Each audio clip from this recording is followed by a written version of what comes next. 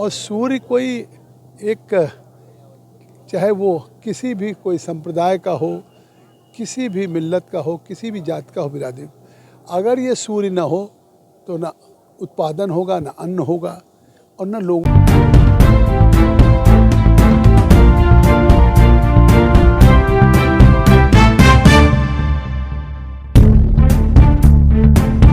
सिद्धार्थनगर जिले में छठ पर्व को लेकर तैयारियां जोरों पर चल रही है। पूरे जिले में छठ पर्व मनाए जाने वाले घाटों पर प्रशासन व्यापक इंतजाम कर रहा है।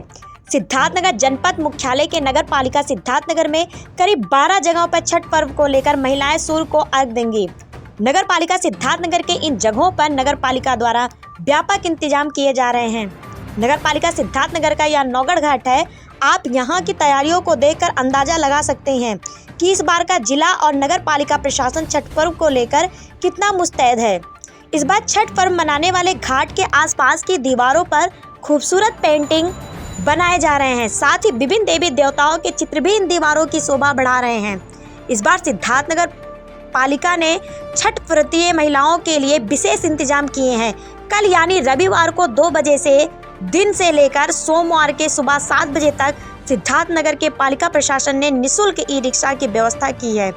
यह ई रिक्शा घाट से लेकर मोहल्लों तक लगातार छठ व्रतीय महिलाओं को और उनके घर वालों को लाने और ले जाने का काम करेंगी।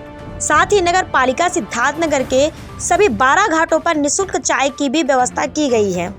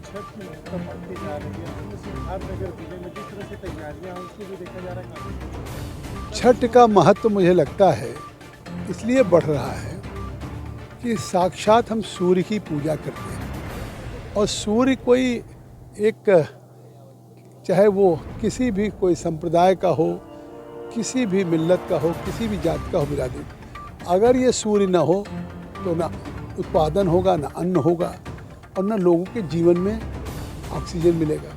तो एक तरह से ये प्रकृति है जिसको हम साक्षात देख रहे हो, जिसका साक्षात है, जिससे जीवन है। और इसका इतना कठिन व्रत है, 17 तारीख से शुरू हुआ और 17 तारीख को नहाए खाए हुआ। आज 18 को खरना है।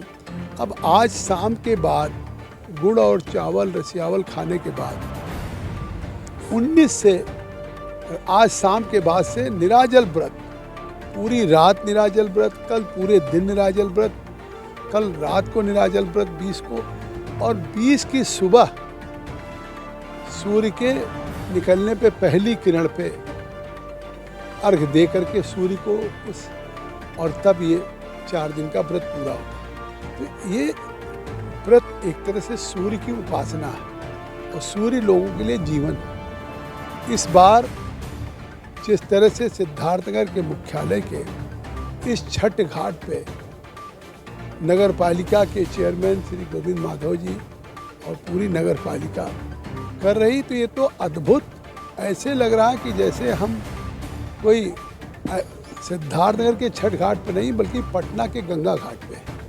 तो दोनों तरफ आप देख रहे हैं जिस तरह की एक सफाई, जिस तरह के टेंट सामियाना, युद्ध स्तर पे आप देख रहे हैं सफाई चल रही।